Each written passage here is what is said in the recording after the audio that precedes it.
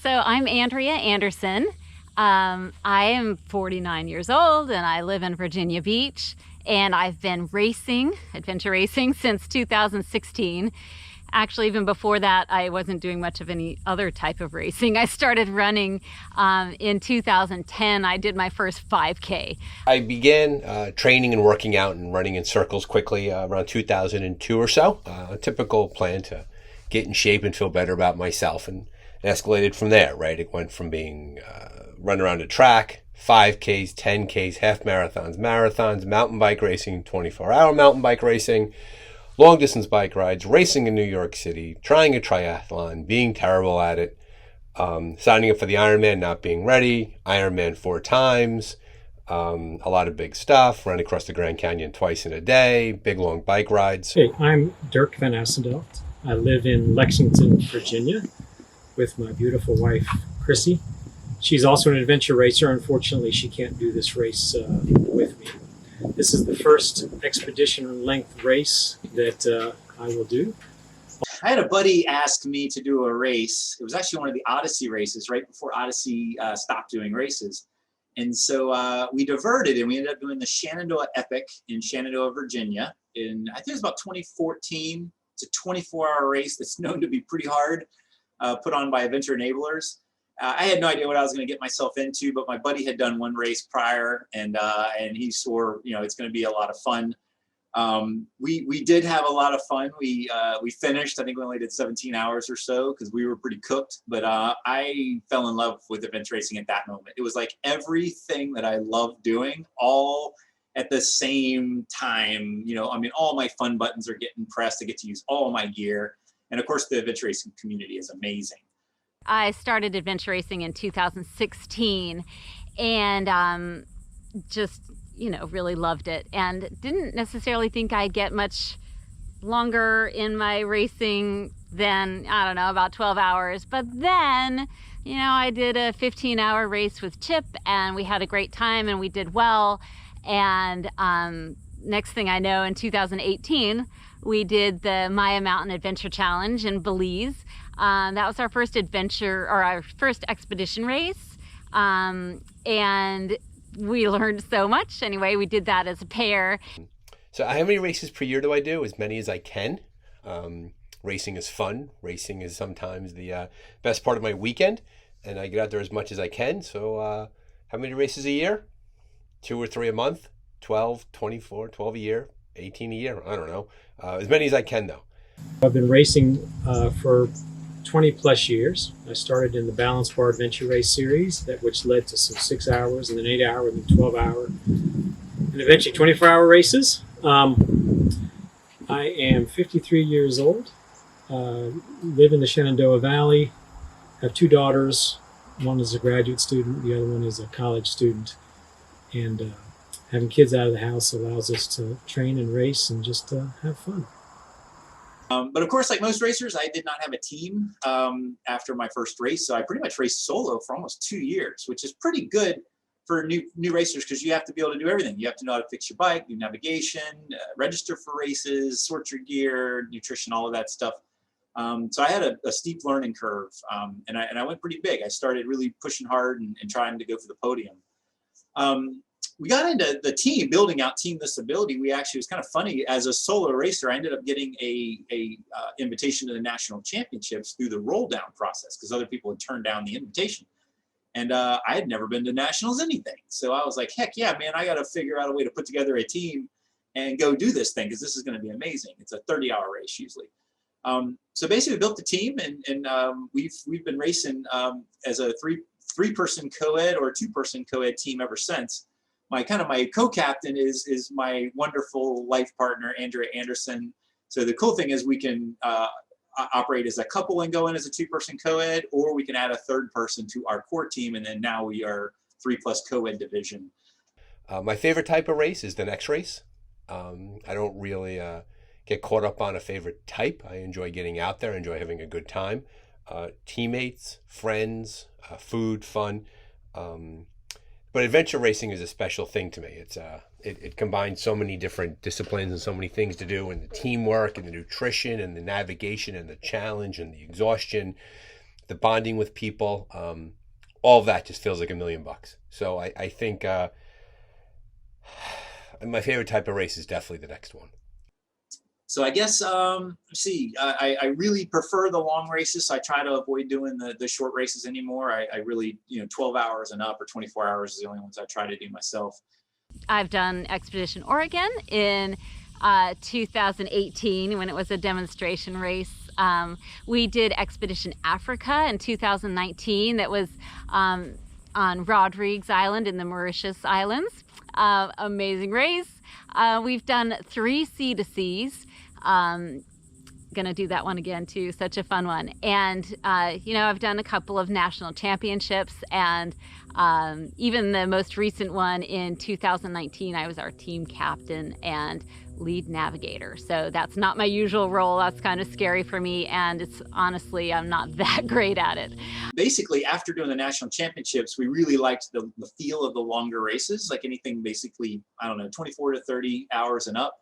So Doug Kreitzer talked us into doing the Maya Mountain Adventure Challenge as a couple, which is a 4-day adventure race in Belize in Central America.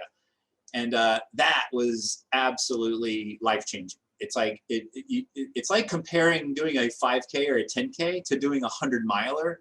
It's like a completely different sport. Everything about it's different. Even the community that does these races is different. So we just fell in love with the big multi-day races, the big expeditions. And then from there, we did Expedition Oregon one year. We've done Florida Sea to Sea 3 times, which is a 72-hour race. We also did Expedition Africa in 2019, right about the same time that Eco Challenge Fiji was being filmed. We were actually running around for 5 days in Africa. And then we also signed up for Africa again, although it got pushed to 2022. We also signed up for Paraguay for the World Championships, which also got pushed out to 2022. And then of course, we are signed up for Huairasinchi. So this is going to be our first big race since COVID, meaning race that's multi-day and international. Untamed New England in 2018. Blast did it with my pal Jim. That was up in Maine. So much fun. 2019 was Iterra, which was in Scotland. Did that with my mates Jim again and Shari and Pete, and we had a blast. 5 days in the Scottish Highlands. Slept for 7 hours, lost 12 pounds. Just a bonkers, wild, challenging, fun race. That was great. That was a great race. And then obviously 2020, we all did the COVID race.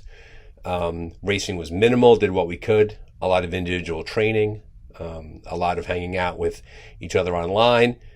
Just a lot of a tough year, the COVID year. And now we're back. I'm really looking forward to Ecuador. I have raced with Chip and Andrea in the woods. I haven't raced with them as a teammate, although I've raced with them on other courses. And we've spent some time out around here, just exploring and having fun in the woods. I haven't met Brian, although Brian and I did. We followed Brian up the ridge at the Epic, and so I know Brian's backside pretty well. Probably my favorite discipline is mountain biking. I just really love it. I love the concentration it takes, and just the amount of technique that you can just incrementally get a little bit better, which I have to say is really key to everything I've done. I just kind of embody our team name and our philosophy, thisABILITY. I just look at what I can do and I try to get better at that. The things I can't do, I try to work on, and if they're just not happening, so what? I work around them. But that's our approach to people with disabilities as well. If you focus on the positive, it's so amazing what you can achieve. So I guess that's my superpower. The mountain biking, I'm pretty fast. I'm pretty proficient. And I'd say my other superpower is my mental toughness. I'm pretty tough, or at least I try to be. I also kind of fall into the role of race mom. I don't necessarily love that, but it's just a natural a natural thing for me to be kind of watching out for people and kind of being the communicator. I'm big. I like to carry heavy stuff. If I'm not hungry or tired, I'm a really, really, really good teammate. If I'm hungry and I'm tired, I'm a cranky teammate. When it comes down to it, like my superpower, I guess, if I had to pick a superpower in adventure racing, is primarily navigation, because I was a solo racer for so long. I feel really comfortable with maps and compass and topography and measurements and planning out the logistics of the course and everything. Pretty good at getting CPs, almost never get lost. And when we do get turned around, we usually recover very quickly. So that's probably my strong suit. And then my second superpower is I can fix anything. Like if the bike breaks, I can usually figure out how to sort it out and move forward in the race. And then also, since I can fix stuff, I can usually make sure the bikes are good, so when you go into the race, nothing breaks. My knees are probably my biggest worry. My SI joint sometimes gets a little out of whack, and so that follows through all through the lower part of my left leg. So anyway, knees are my kryptonite. I do a lot of strengthening and exercise and PT to make sure that I'm as ready as I can be. Running downhill is for other people. All of my weight is above my waist, and I tend to fall a lot, and it gets messy.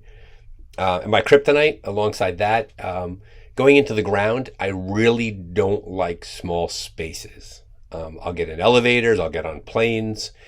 There's something about going down into the ground, just is a bit rough. So I don't like that. So when possible, we'll send better, smaller people to go into the ground. Like most upper 40s people, my knees are complete crap. And so I've got to do a lot of training to make sure I get no injuries going into the race, but I'm strong enough that I can handle going up and down a lot of elevation to make sure I don't have like an IT band issue or other type of knee issue during the race. The other thing is I'm gluten free. I can't eat gluten. I'm sensitive to it. So I always have to sort out what can I eat in Ecuador that's gluten free. Like it's going to be a big hassle. So that's kind of my kryptonite. So that's our team. Hopefully you guys enjoyed getting to know us a little bit better. And you probably noticed that we're a lot like you. We just started doing some races and we just went a little bigger, a little bigger, a little bigger. And then here we are, we're going to Ecuador. So next up, we've got a video. We're going to get into the why. Why in the world do we spend the money? Do we take the time? Do we gather all the gear to travel around the world, to go suffer for 4 days, to be cold and miserable and exhausted? Why? You're going to find out in the next video. I can't wait for you guys to see it. Thanks for watching.